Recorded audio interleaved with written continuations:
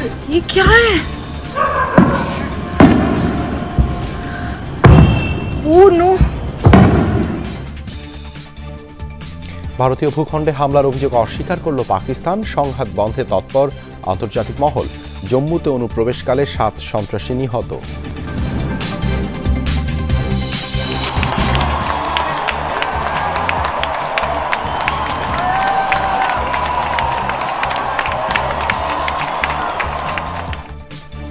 Catholic খ্রিস্টানদের নতুন ধর্মগুরু যুক্তরাষ্ট্রের রবার্ট প্রভোস্ট।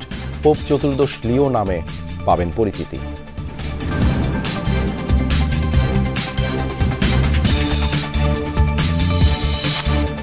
মানব সেবায় সম্পদের 99% দান করবেন বিল গেটস। আগামী 2 দশকে নিজ ফাউন্ডেশনের মাধ্যমে $20,000 কোটি ব্যয়ের ঘোষণা।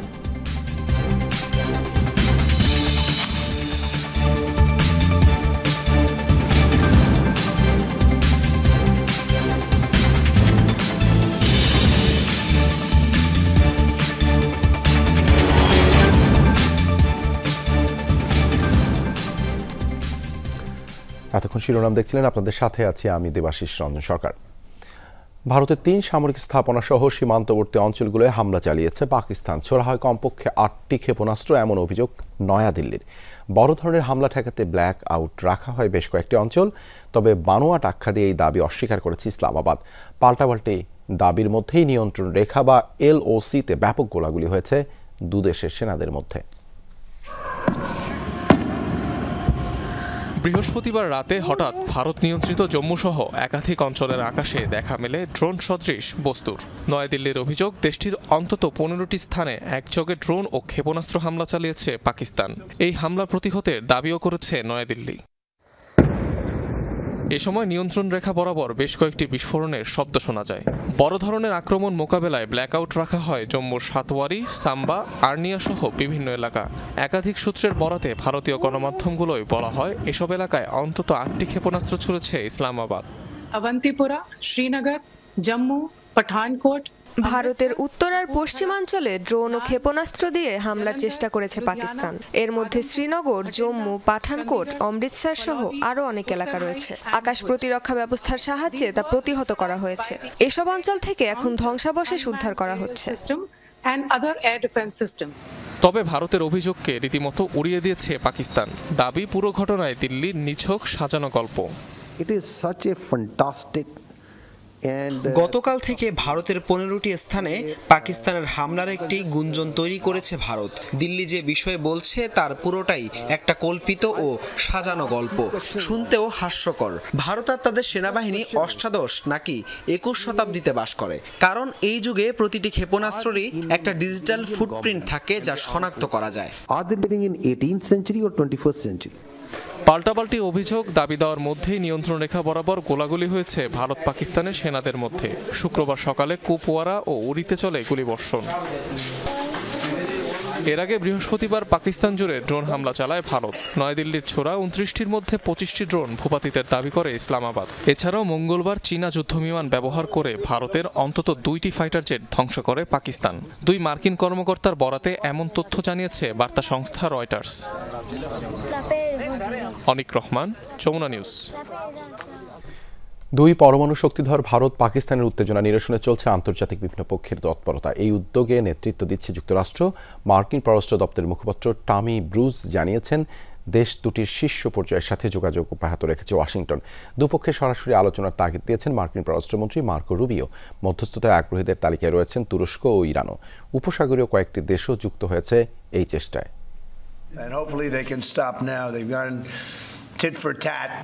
ভারত পাকিস্তান একে অপরকে জবাব দিয়ে দিয়েছে, তাই এবার তারা থামতে পারে। বুধবার হোয়াইট হাউসে সাংবাদিকদের প্রশ্নের জবাবে এমন মন্তব্য করেছিলেন মার্কিন প্রেসিডেন্ট ডোনাল্ড ট্রাম্প। প্রয়োজনে সহায়তার প্রস্তাবও দেন। 2 পরমাণু শক্তিধরের সংঘাত এড়াতে যুক্তরাষ্ট্রের তৎপরতা জারি রয়েছে এখনো। বৃহস্পতিবার ভারতের পররাষ্ট্রমন্ত্রী এস জয়শঙ্কর ও পাকিস্তানের প্রধানমন্ত্রী শেহবাজ শরীফের সাথে ফোন আলাপ করেন মার্কিন পররাষ্ট্রমন্ত্রী মার্কো রুবিও। 2 দেশের সরাসরি আলোচনার উপর জোর দেন তিনি। রয়টার্সকে দেয়া সাক্ষাৎকারে পাকিস্তানের পররাষ্ট্রমন্ত্রী খাজা মোহাম্মদ আসিফ নিজেই জানিয়েছেন যুদ্ধ বন্ধে যুক্তরাষ্ট্রের উদ্যোগের কথা।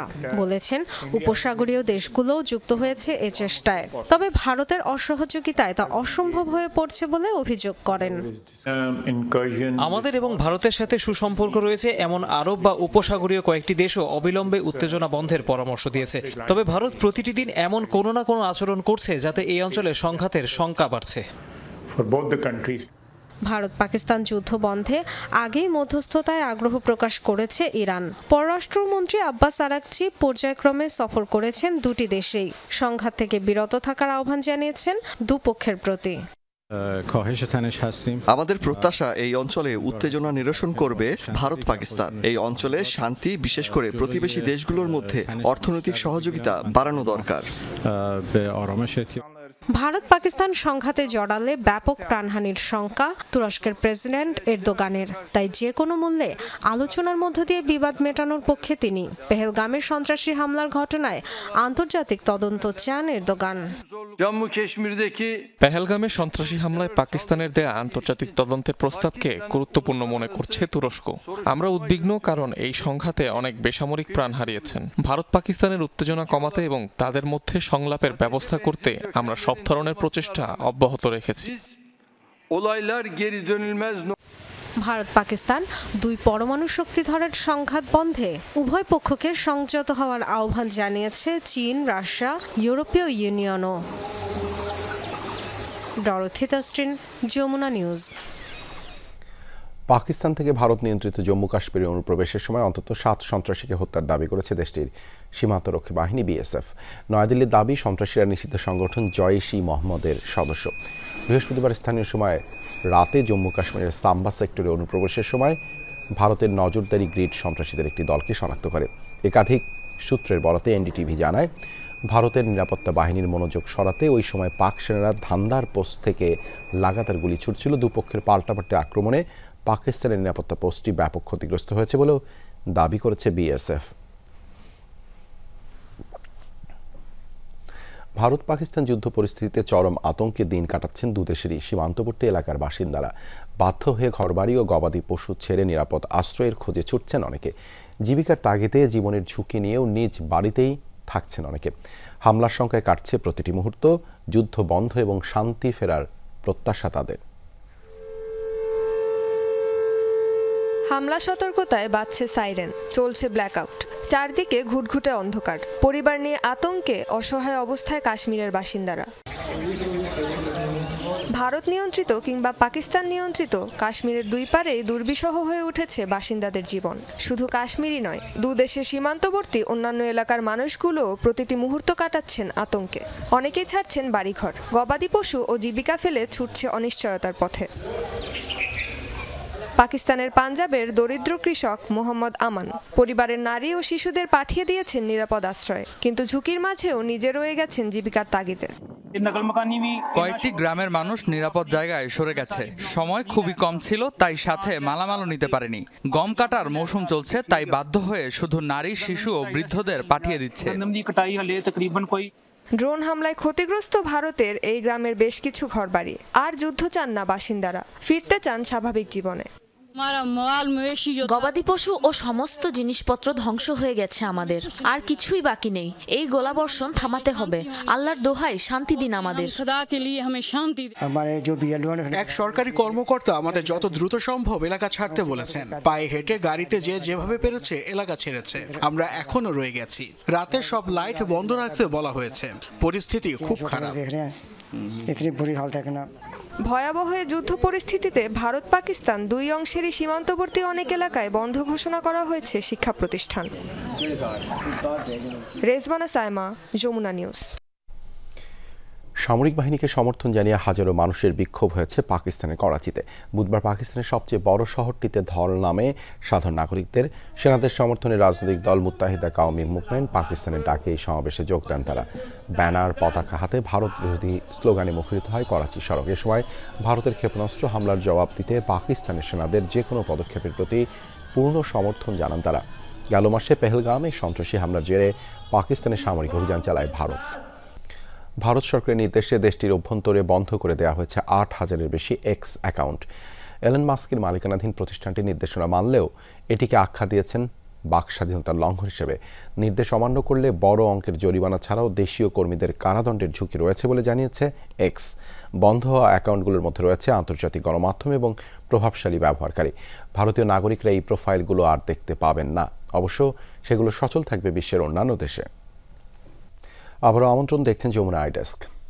অবশেষে সব জল্পনা কল্পনার অবসান ঘটিয়ে ভ্যাটিকানের নতুন পোপ নির্বাচিত হলেন রবার্ট ফ্রান্সিস প্রেভোস্ট। ইতিহাসে প্রথমবারের মতো কোনো মার্কিনী হিসেবে ক্যাথলিক খ্রিস্টানদের ধর্মগুরুর দায়িত্ব পালন করতে যাচ্ছেন তিনি। বিশ্ববাসীর কাছে তিনি পরিচিত হবেন পোপ চতুর্দশ লিও নামে। প্রয়াত পোপ ফ্রান্সিসের মতোই মানবতার সেবায় নিয়োজিতের ঘোষণা তার। সিস্টিন চ্যাপেলের চিমনি থেকে বের হওয়া সাদা ধোঁয়া জানান দিচ্ছে নির্বাচিত হয়েছেন ক্যাথলিকদের নতুন ধর্মগুরু, ভ্যাটিকানের নতুন পোপ কার্ডিনাল রবার্ট ফ্রান্সিস প্রেভোস্ট। বিশ্ববাসীর কাছে এখন পরিচিত পোপ চতুর্দশ লিও হিসেবে। 69 বছর বয়সী পোপ লিওর জন্ম আমেরিকার শিকাগো শহরে। মার্কিন নাগরিক হলেও বিশ্বের বিভিন্ন জায়গা থেকে দীক্ষা লাভ করেন ফ্রান্সিস প্রেভোস্ট। শিকাগোর ভিলানোভা বিশ্ববিদ্যালয় থেকে গণিতে স্নাতক শেষ করলেও পরবর্তীতে ক্যাথলিক থিওলজিক্যাল ইউনিয়ন থেকে ধর্মতত্ত্বের উপর পড়াশোনা করেন তিনি। এরপর দীর্ঘ 1 দশক দায়িত্ব পালন করেন পেরুর একটি চার্চের বিশপ হিসেবে। পেয়েছেন পেরুর নাগরিকত্ব।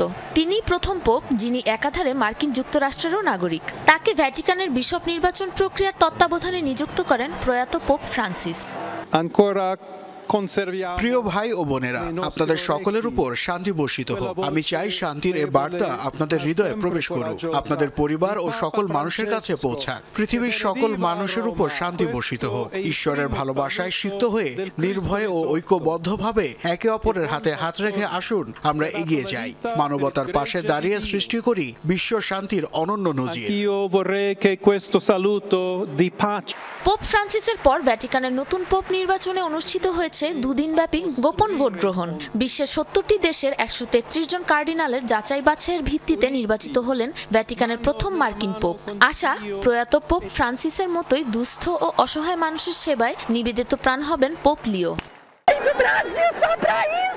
আমি নতুন পোপকে দেখতে এত দূর এসেছি। এই মানুষের ঢল শুধুমাত্র নিজেদের বিশ্বাস ও ভালোবাসা থেকে এখানে এসেছে।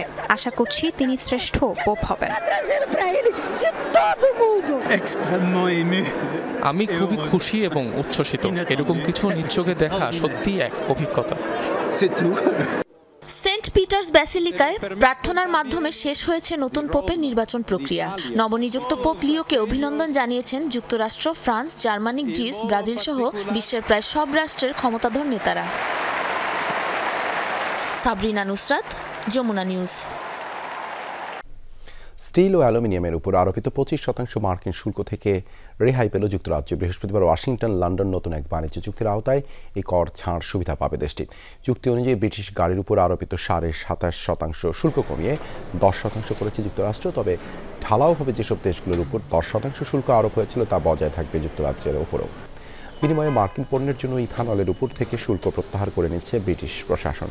সরকারি তথ্য অনুযায়ী 2023 সালে দুদেশের মধ্যেকার বাণিজ্যের পরিমাণ ছিল আনুমানিক $95 বিলিয়ন।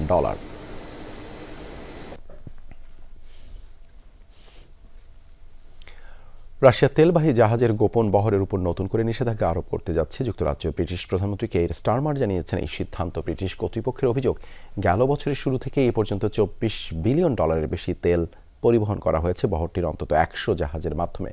এতে ব্যাপক হারে ক্ষতিগ্রস্ত হয়েছে সমুদ্রের তলদেশে থাকা সাবমেরিন কেবল, যার জেরে এই সিদ্ধান্ত। 2022 সালে ইউক্রেনের সাথে যুদ্ধ ঘিরে রাশিয়ার তেল রপ্তানির উপর নিষেধাজ্ঞা দেয় বেশ কয়েকটি দেশ। তখন থেকেই গোপনে ও ছদ্মনামে এসব জাহাজ ব্যবহার করে তেল পরিবহন করে থাকে মস্কো। গোপনে এই বহরকে শ্যাডো ফ্লিট নামেও ডাকা হয়ে থাকে। আবারও আমন্ত্রণ, দেখছেন যমুনা আই ডেস্ক। মৃত্যুর আগে 99% সম্পদ দান করবেন বিল গেটস। সম্প্রতি নিজের ব্লগ পোস্ট এবং গেটস ফাউন্ডেশন এক অনুষ্ঠানে এই ঘোষণা দেন এই ধনকুবের, যার আগামী 2 দশকের মধ্যে নিজস্ব দাতব্য প্রতিষ্ঠানের মাধ্যমে বিলিয়ে দেবেন $20,000 কোটি, যা ব্যয় হবে মানব সেবায়।